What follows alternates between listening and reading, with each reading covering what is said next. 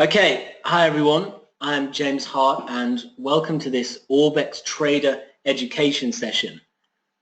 In this session, we're going to look at one of the most important areas of trading, which is of course trade management, e.g. stop losses and take profits. Now, the majority of new traders focused almost all of their attention on entry points, obsessing over finding precise entries and calling the exact point of big market reversals. However, as any experienced trader will tell you, finding an entry point to the market is actually the easy bit, and the hard bit is knowing how to position your stop to give yourself the best chance of succeeding with your trade without overly exposing yourself to too much risk, and then also knowing where to exit the market to get the most out of your trade and not risk holding on too long or exiting prematurely, wasting the entry point. So hopefully by just this brief introduction, you're already starting to think about stop losses and take profit levels in a more meaningful way. And over the course of this session, we're going to really explore how to get the very best out of these trade management levels to really benefit your trading. So as ever, if you have any questions during the session, please just write them in the chat box and I'll stop periodically to answer them as we go along. So first of all, just to make sure that we're all on the same page here, we need to talk about what stop losses actually are and why they're important. Now, I know that many of you will already know this, but I also know that quite a few of you won't. And from a lot of new traders that I've worked with, there is always a little confusion around stop losses. So a stop loss is simply a level in the market that you determine at which the broker will automatically remove your losing trade. Okay, so that's the bottom line. So looking at this example, so let's say that we're trading the euro long from this point here, the green line at 105.42. And we're willing to risk 100 pips. So we put our stop in the market at 104.42. Now, this means that if price breaks down and sells off to that level, then Forex will automatically close the trade for you, okay? So this is a bullish trade. We're expecting price to go up from our entry point. So our stop is 100 pips below our entry point. Now, if this was a short trade, okay, so if we were selling, then our stop loss would go above our entry point. But the key point here is that a stop loss is a level in the market predetermined by you, the trader, at which Forex will automatically close the trade out. So this means that you could be away from the computer at work, or you could be out in your car, or you could be asleep. It doesn't matter. Forex will automatically close the trade for you once you have confirmed a stop loss. And the beauty of this is that Forex is actually one of the very few brokers that operates a true stop loss function, meaning that your trade will always be taken off at the level that you have set. Now, I'm sure that some of you might be thinking that it doesn't really make any sense to agree to have a trade automatically removed for a loss, because what if the market turns around and you've cancelled your trade? Surely it's better to keep the trade open in case the market reverses in your favor. Well, we're going to look at that question in detail over the session, and we're also going to look at various methods for placing stop losses and placing take profit levels. So before we start looking at various stop loss and take profit methods, we need to first of all have a conversation about risk reward, okay? Risk versus reward. Now, for those of you who aren't familiar with this term, risk reward simply refers to how much you stand to make from a trade versus how much you stand to lose. And it's at the heart of successful trade management. So essentially, the thinking behind this premise is that to achieve real and sustainable success in trading, a trader must always stand to make more on a winning trade than they risk, okay? So you need to stand to make more on a trade than you stand to lose. And the sort of golden numbers here are 2 times risk and 3 times risk, meaning that if a trader generally makes at least 2 to 3 times the amount that they risk on a trade, then they stand a higher chance of being successful in the long run. Now, the reason for this might be obviously clear, but many new traders still struggle with this notion and end up getting involved in subpar trades from a risk-reward perspective, which sees them merely spinning their wheels by going through winning streaks only to give back all of their gains during drawdown periods. Now, if a trader's profit target is only ever equal to the amount that they risk on a trade, okay, so if their risk reward is 1 to 1, then in order to be successful, that trader must always trade with a hit rate of more than 50%, because if this hit rate isn't sustained, the trader will fail. And the key here is that most successful pro traders actually have hit rates of between 30 and 50%, so far lower than the hit rates that I'm sure a lot of new traders expect seasoned professional traders to be averaging. Now, on the other hand, if a trader trades with a profit target of at least 3 times their risk, okay, so if they trade with a risk reward that is 3 to 1, then in order to be successful, that trader needs to only achieve a 30% win rate, okay? So they can be wrong 70% of the time and still be successful and still make money from trading.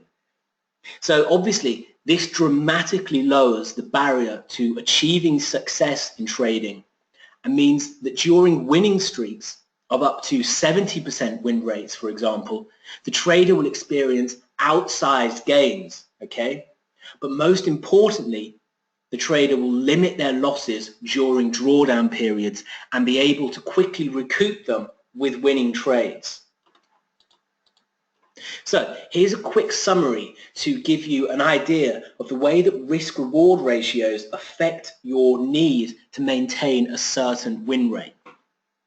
So if you have a risk-reward of 1 to 2, which means that if you win 1 for every 2 you risk, then the minimum win rate that you need to be profitable is 70%. So you have to be consistently averaging a 70% hit rate to make money in the market. Now, if you bring that down to a 1-to-1 risk reward, so for every 1 unit of risk that you take, you achieve 1 unit of profit, then the minimum win rate for profitability here is 51%. So you still have to be getting over half of your trades right. If we kick that down a bit more to a 2-to-1 risk reward, which means that for every 1 unit of risk you take, you stand to make 2 units of profit, then the minimum win rate decreases to 40%.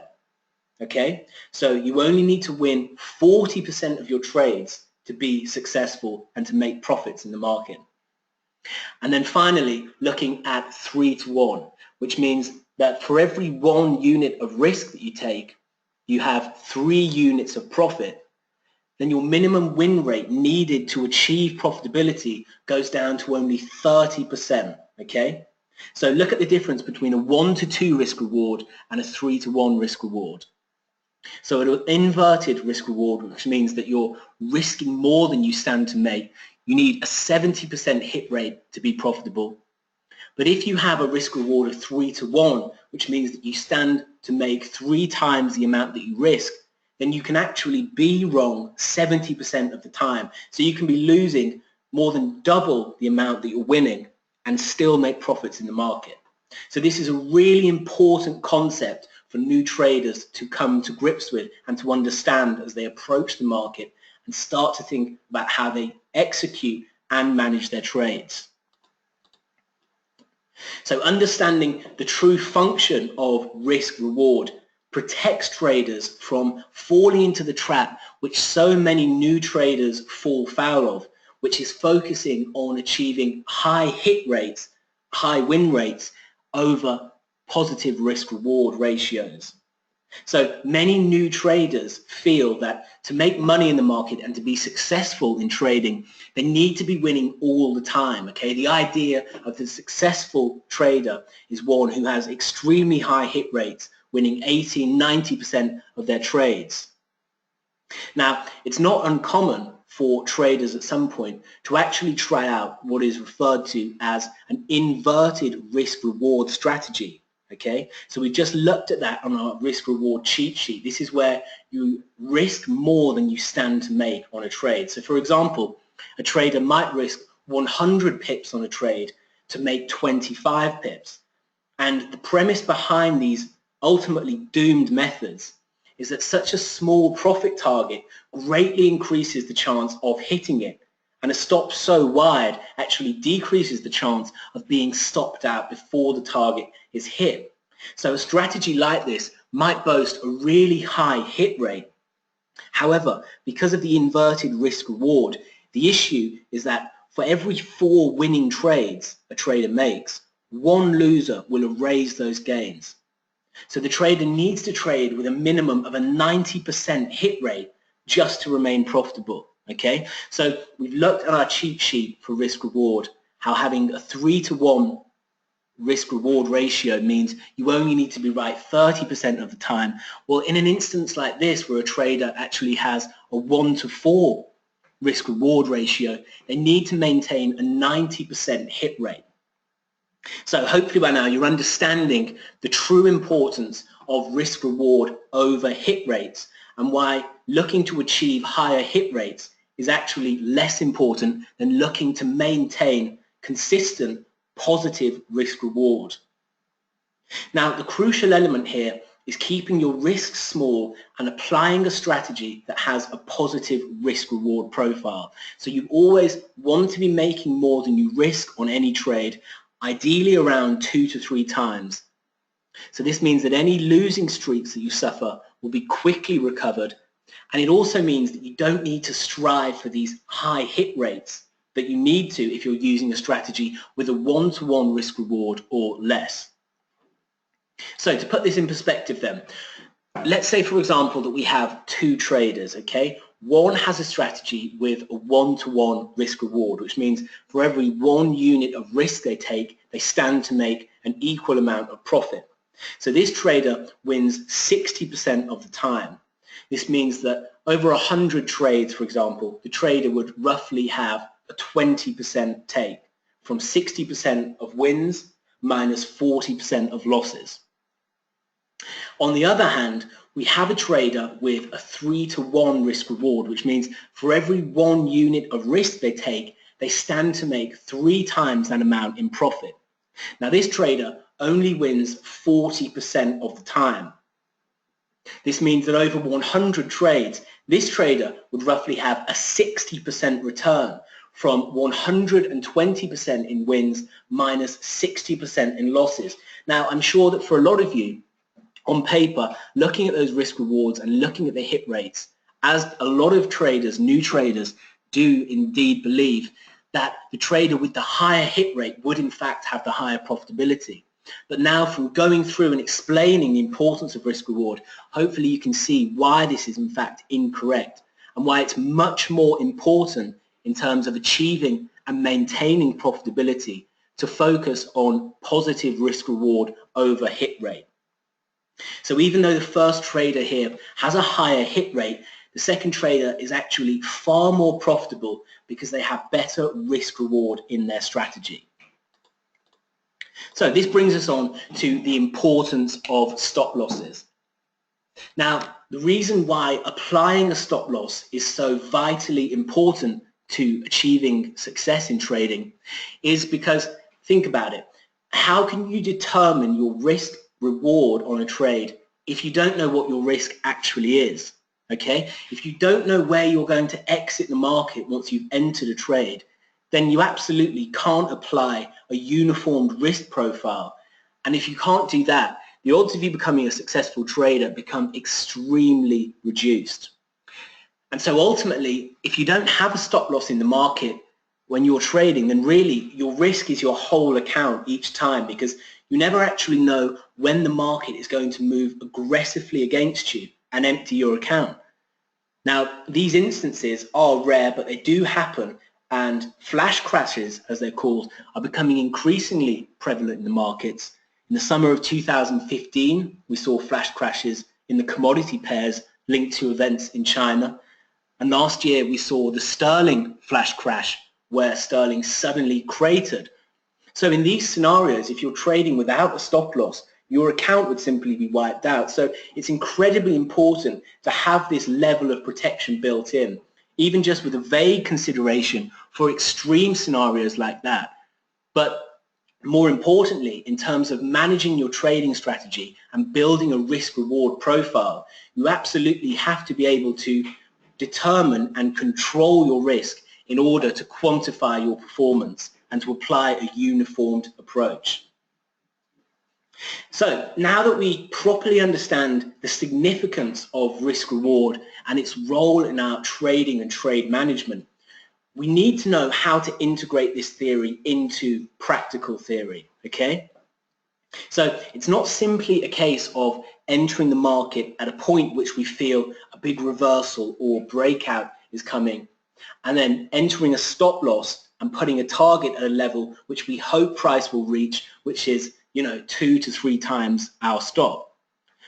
What we need to do is properly assess the market to understand where our stop loss needs to be, okay? We need to make sense of the setup that we're entering on, and we need to understand where our stop loss needs to be to make sense for that trade setup, and then we need to find a solid, probable take profit location.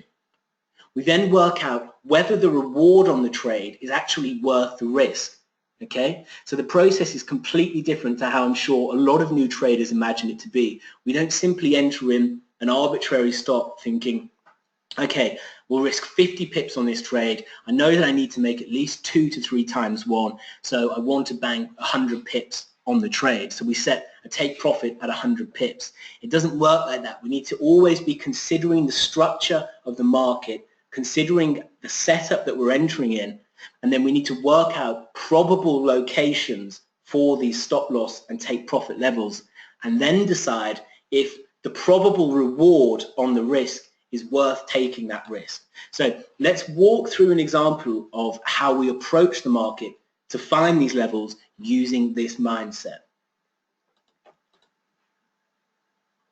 So the first piece of the puzzle is finding the entry level, okay? So you can see in this chart that we have a really great short setup highlighted in the Aussie yen. So where I put this little highlighted circle, this is the example short entry point. So let me just walk through what the actual setup is here. You can see that we had this really solid support level in the Aussie yen, which held for several months. Price then broke down sharply through that level. Price then bottomed out and began to correct higher, and you can see that we traded all the way back up into a retest of that broken support, where we had good confluence with the 50% Fibonacci level, okay? So the 50% Fibonacci retracement lined up with this broken level of strong support now turned to resistance. And for those of you who have been in the support and resistance and the Fibonacci webinars, you'll understand why the confluence of these two elements presents a good setup. And for those of you who haven't, then it's certainly worth checking out the recordings of those webinars that you can find on the website. So this is our short setup, okay? So we've got price retracing into the 50% Fibonacci retracement of this decline, which lines up with these broken lows, which are now turned to resistance. So this is a really nice spot to place a short trade, okay? Anticipating a resumption of this decline that we saw. So we're expecting that this leg is going to be a corrective leg similar to the rebound that we saw here. And we're expecting that we're going to get another decline similar to these two declines. So you can see that price did in fact sell off from that level. However, what happened was we actually pierced above the level somewhat before price rolled over and started to trade lower. Now, the key point here is this area where price broke up above the level, because often traders will identify a level like this. So we've got our 50% Fibonacci retracement, we've got our broken support turned to resistance. This is a good resistance level. they'll sell the level, and usually in instances like this, instead of thinking about the structure of the market, they'll just pick an arbitrary number or an amount on their account that they're willing to risk. So they might think, okay, I'm willing to risk 50 pips or maybe 75 pips. In this example, price traded above that resistance level by 130 pips. So it went above the initial entry point by 130 pips before it reversed and sold off. So looking at the chart now, you would all agree that the technical premise for this setup was strong and it worked, okay? Price traded back up, retested that solid resistance level and reversed. However, this little area here where price broke up above the resistance level is what catches so many inexperienced traders out, because so many people would be playing with such a tight stop, not considering the structure of the market, that they would have been stopped out before price reversed. Now, if we had been properly looking at the structure of the market, we could identify that the most logical place for us to put our stop would not have been at some random number that we've picked, but in fact above this last high, okay? So the last high that price made before it sold off and broke down before that level. Now, support and resistance levels are typically quite volatile areas because of the trade flow that's taking place at these areas, okay? There's usually a large number of orders that's being transacted at these levels, and so these levels don't always work with the precision that many technical analysts would hope. However, these areas do work, and provided that you are sensible in how you place your stop loss, you can make solid profit from trading these levels. Now, if you're using structure to enter a trade, so for example here where we're entering a short trade at a retest of broken support turned to resistance, then it makes sense that we would be using structure to place our stop, okay? We've identified a structural point to enter the market. We then need to identify a structural point which makes sense for us to say, okay, at this level, the trade is no longer valid and the thesis is obviously incorrect. And in an instance like this, that area is the last high, okay? So you can see that price had tested this support level 3 times, and then the last correction higher that we got here, price put in this high point and then broke down below that level. So this is the last high, the last swing high before we got that decline. So this is a really good level to put our stop, because if price first of all makes it back above this broken support level, then that's absolutely fine. The trade can still work as we see it did. However, if price continues strongly enough to break back above this level, then the chances of the trade still working out greatly decrease. Okay, so the idea here is to strike a balance between giving yourself enough room on the trade to let the trade work and not overly exposing yourself with risk. Okay, so there would be no point in us putting our stop all the way back up here, because then what we actually start to do is eat into our risk reward on the trade. So we need to find a nice sensible location to place our stop that makes sense for the setup that we're trading, that gives the market room to adjust and for the reversal to occur, but also doesn't overly expose us to risk. And for the most part, using structure to place stops is a fantastic way of capturing the move that you expect when you enter the market. Now, once we've found our entry level and once we've found our stop loss level, the next part of the puzzle is finding our take profit level. And again, it makes sense that if we've identified our entry point and our stop location using structure, that we're going to again consider market structure when we establish a target. So identifying our target is what will tell us finally if we should be taking the trade or not, okay?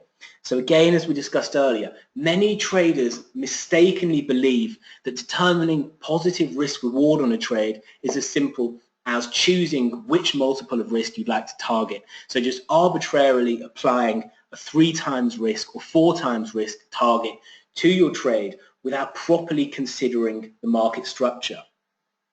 So this just isn't the case at all, and in fact picking an arbitrary target in this manner serves no real purpose at all. Traders need to look at the market to work out where their target should be in the same way that they work out where their stop should be. And then if the trade has a good probable risk reward, then it's worth taking. And again, the term probable is the key word here, okay, because it isn't guaranteed.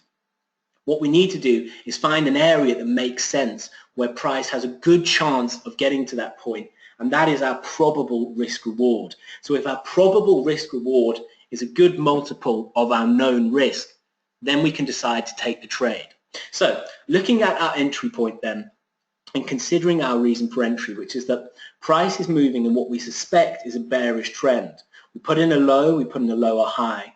We broke down through this support, we put in a fresh low, we traded back up, and we're expecting that this level is going to be a lower high. So what is a good area to look to target on this trade? Well, the one that stands out immediately is a return to this low, okay? So imagining we're at this point in time here, we can't see any of this decline. All we can see is this correction higher. We're setting our short level here. An obvious target is a return to this low, okay? Now, although we anticipate that price is in a bearish trend and so could therefore run beyond that low to put in a fresh low, there is also the risk that price puts in a double bottom, okay? And this is one of the key aspects of trade management, is that we always need to be thinking in terms of achieving the best probable situation and then identifying risks to that scenario. So if we wanted to hold beyond that low for a new low, if that was the target on the trade, then the risk to that situation is that price simply trades down into that low area and puts in a double bottom. So the best probable target for us on this trade is actually just to target a return to that low. So with that in mind then, the stop on this trade would be roughly 340 pips. So between entering here and putting our stop above that last high before the breakdown, we'd have roughly a 340 pip exposure. And then the profit target, so from the entry point here to a return to this low, would be 700 pips. So that gives us a really nice 2-to-1 return on this trade, which is a fantastic proposition, okay? We spent some serious time thinking about the structure of the market. We've identified a fantastic entry point. We've got a solid setup premise in mind.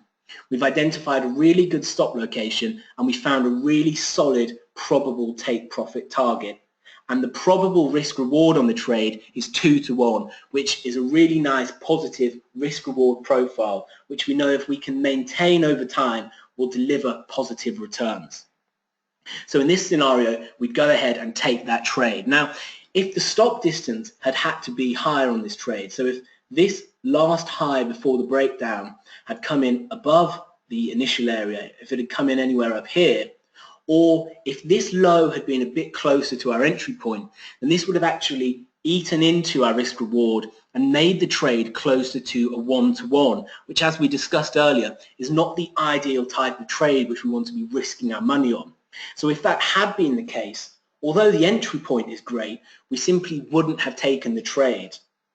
And this is what I'm really trying to hammer home with this, is that it's about thinking about the structure of the market and trying to understand the probable risk reward and thinking about stops and targets as well as entry points. Because although that might be a fantastic entry point, if the stop had to be higher and if the target was smaller, then in terms of probable risk reward, it simply wouldn't have been worth the risk. So hopefully this process is showing you the sort of realistic approach that you need to be taking in your trades and how you can use risk-reward profiles within the context of the market, learning to properly place stop and take profit levels, and always thinking about achieving a solid risk-reward return.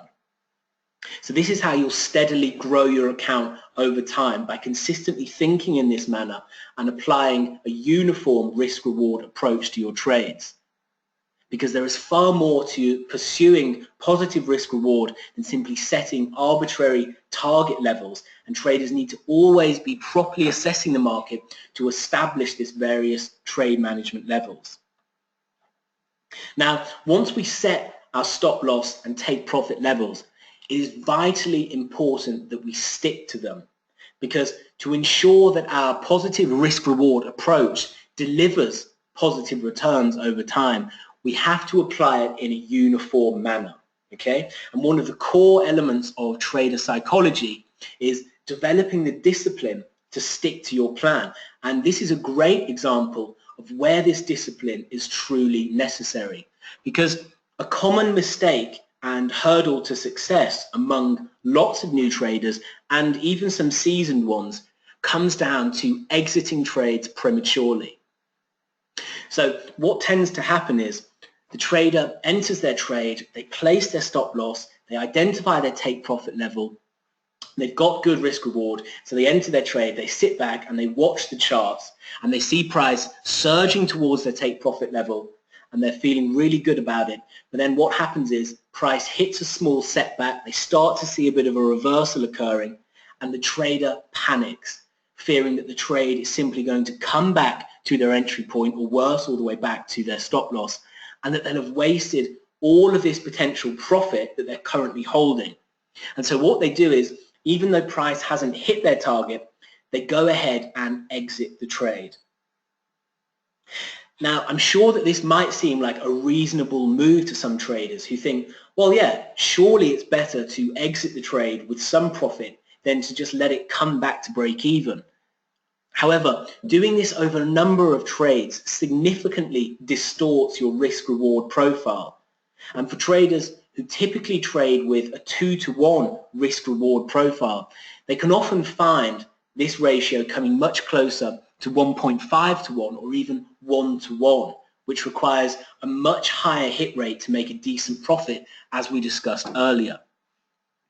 So the point here is that traders need to learn to think about trades in terms of a process and not an individual outcome. And the same goes for moving stops, okay? Many traders enter a position and set a stop loss, but then when price is approaching their stop, because they're feeling greedy and they're still hoping that price will reverse, they decide to give the trade just a little more room, and so they start moving their stop out, okay? I'll just kick it back by 20 pips, I'll just kick it back by 50 pips, I think market's still going to reverse, and all that happens here is that they end up taking a much larger than necessary loss, eating into their risk reward and distorting their returns profile over time. Now, to a large extent, the confidence to think in this manner, to let your strategies play out and to stick to your levels even when your instincts are telling you to alter them, comes from spending the necessary time studying the markets and testing your strategy. If you can build a good sample of backtest data on your strategy, then you'll start to understand the importance of sticking to your trade management levels. And you'll also see how sticking to these levels over time actually delivers better returns over a series of trades than simply exiting trades whenever you feel like they're going to reverse and just hoping that you can exit with some profit instead of letting the trade come back on you. Now, although there will undoubtedly be scenarios where trades come just shy of their target before reversing, or go just past your stop before reversing, in the long run you'll be more profitable by just sticking to your stop loss and target levels, okay? And many experienced seasoned traders will tell you that these irritating instances don't stop happening, okay? There are plenty of guys who've been trading for many years and still find their stops getting hit just before the market reverses, and they still see price going all the way to just shy of their profit target before reversing. But the difference is they know that in the long run they make more money by sticking to these levels than by acting on instinct and altering and deviating from their trade management. Now, as well as just using market structure to identify these target levels, we can also use indicators to help us stay in trades potentially longer than our designated target. So for example, in the trade that we were looking at before, we noted that price was in a bearish trend and had a good chance of putting in a new low, so making a new low beyond the low that we were using as a target. However, in terms of being conservative and setting a good probable target level, it always makes sense to target a key structural support level. However, if you are looking to hold a trade through a support level where you identify a trend scenario like that, then there is a way to do it strategically without simply keeping the trade open and hoping that it continues to sell off, and in fact risking wasting a really good trade on a reversal. And the way that we can do this is by using indicators. So let's take a look at this example then. We can see here dollar yen selling off from a nice ABCD correction. Okay, so this is a core harmonic pattern for those of you who are familiar with harmonic patterns. An ABCD correction is a really good bearish reversal pattern in this instance, and you can see the price sells off. Okay, so if we were short from this level, a really good area that we'd be looking to target is simply down to this support level here. Okay, so you can see the low of the AB leg coming in here, and you can see we have these two lows beyond that level. So this is a really nice level of structural support. But if we were short from this level and thinking again in terms of probable risk reward, then this would be a good area that we'd be looking to target. Now, what we can actually see is that if we'd referred to the MACD indicator, we would have been able to keep this trade open for longer, okay? Because you can see that as price traded down to this level, which was a really good structural level, which makes sense as a target level, you can see that the indicator was actually still short, okay? So the MACD below the center line gives a bearish reading. So with the indicator still giving a bearish reading as price trades down to that level, we can go ahead and keep the trade open, expecting that there is still some downside to come. And you can see that although price did make a small retracement higher from that initial target level, in line with the bearish indicator reading, price rolled over once again, and it actually sold off and broke down below that support level. And you can see that once we break down below that support level, it simply becomes a case of monitoring the MACD indicator and waiting for it to turn bullish, which is our exit signal. And in this instance, looking to the indicator for an exit instead of simply exiting at the predetermined structural level, we actually got out at this point here with a roughly further 500 pip gain than we would have if we'd simply entered at this level. So this is a key point, and what I'm trying to show you here is that there is a difference between simply holding a trade open and hoping that it continues to work in your favor, and actually taking a proper approach by using an indicator to give you a reading on price action and to help you make your mind up as to whether you should keep the trade open or not. Now, when we consistently apply a process that we've tested out, that we know has a positive expectation, then so long as we stick to that process, over time, we will deliver positive returns.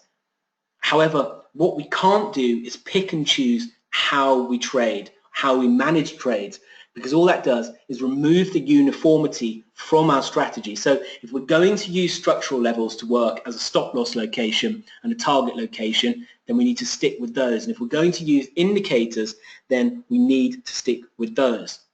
However, what I'm showing you here is a way of using a structural level as a target, but then having an extra filter in your trade process. So you can say, okay, this point here at the low of the AB leg is where I'm going to exit the trade unless the MACD indicator tells me that I would be right to keep the trade open.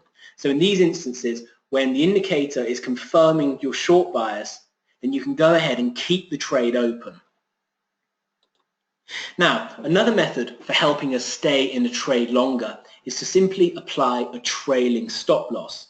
So the idea behind a trailing stop loss is that as price starts to move in your favor and the trade moves into profit, you simply keep bringing your stop in closer to where the market currently is to lock in more profits if the market reverses. So if you're in a bullish trade, you would be raising your stops higher, and if you're in a bearish trade, you would be lowering your stop.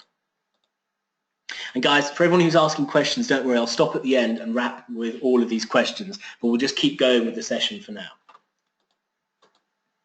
Okay, so in this scenario then, we can see a typical example of how we would use a trailing stop. So let's imagine that we're short from this point here, okay? So we're short from this point here, price starts to sell off, and the way that we would, let's imagine that our initial stop was above this high, okay? So we enter at this point, our stop is above this high.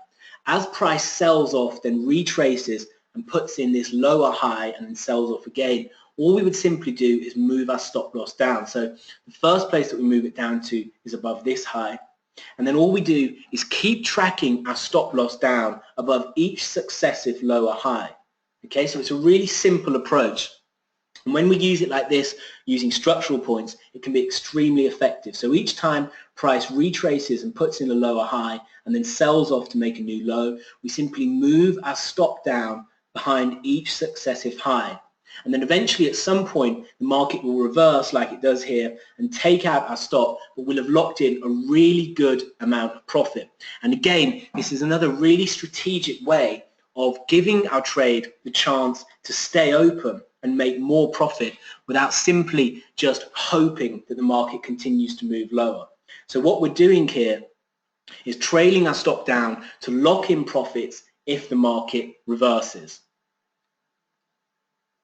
Now, another key trade management approach with stop losses is moving to break even, okay? So we just talked here about how our initial stop loss move would be down to our entry point. Now, moving to break even simply means that we remove the risk from this trade. So if we're in profit on a trade, we simply move our stop loss to our entry point so that if the market reverses on us, it doesn't come back and take us out at a loss, at our stop loss. It takes us out at break even. So our stop loss is at our entry point. So essentially, moving our stop to break even means that we no longer have any risk on the trade. The trade becomes risk-free. Now, this is a good thing, obviously, but it can be a bad thing. It can be negative for your trading depending on how you use it. Because moving a stop loss to break even gives us a risk-free trade, which is great.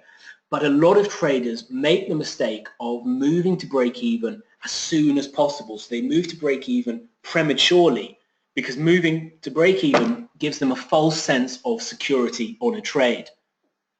However, as we've looked at over the course of this session, if we instead find correct stop loss locations and correct take profit locations, then there is a correct way to move stops to break even and an incorrect way.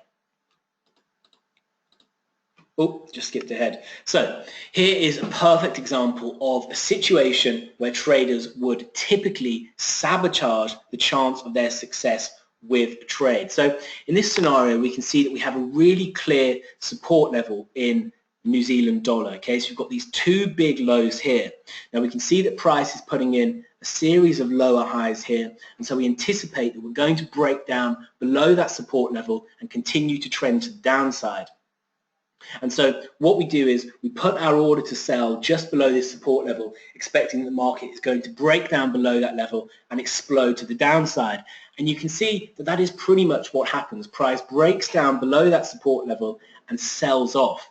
However, before price sells off going down towards our target, you can see that we actually got this little reversal higher where price retested this broken support level, which was our entry.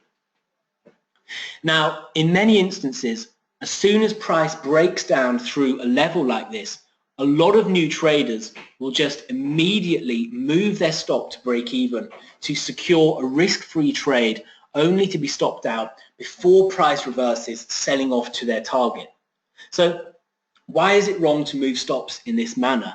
Surely the point of moving our stop is to remove the risk from our trade, and we can't help the fact that the market reversed and took our trade out. That's just bad luck. That's certainly one way of looking at it. However, the issue here is the manner in which the trader has moved their stop loss, because what they have failed to do here is consider the setup that they're trading and the manner in which the market moves.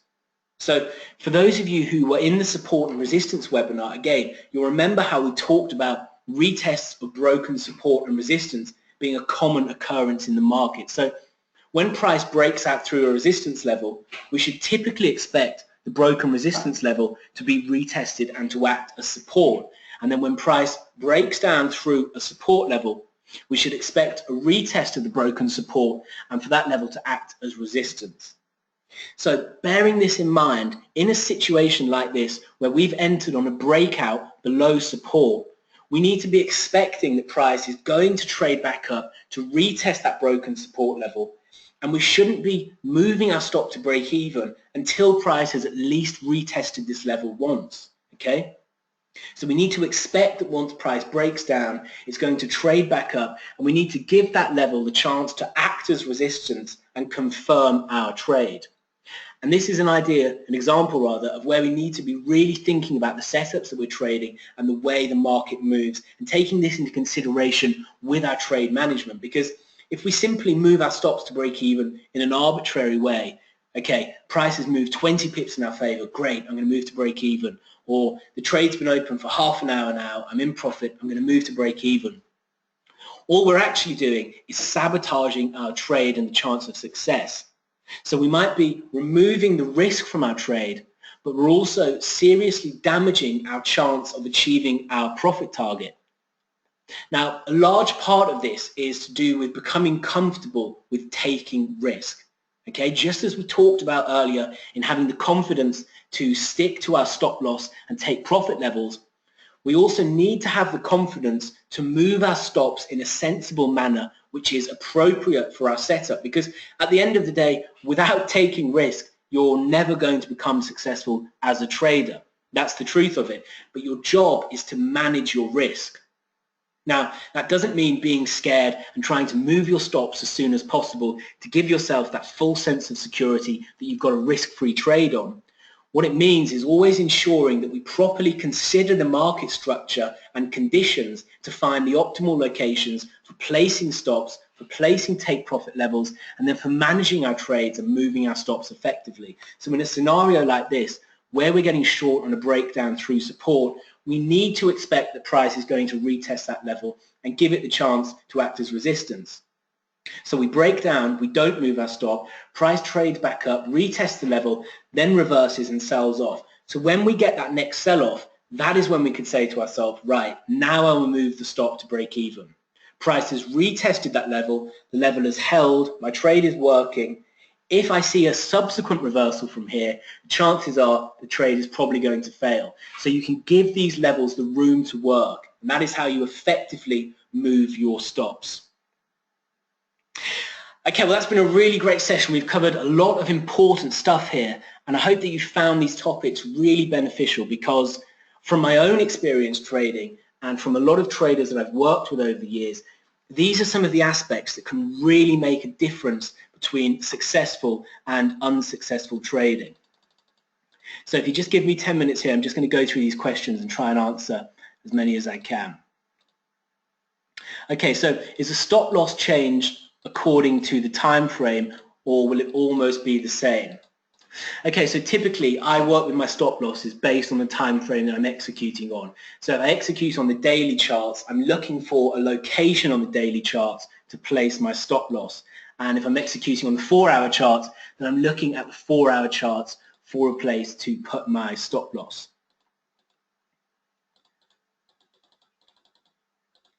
Yeah, there will be a link for this recording. For everyone who's subscribed to the webinar, you'll be emailed a link for this. So don't worry if you weren't able to attend the full session, you'll definitely get that.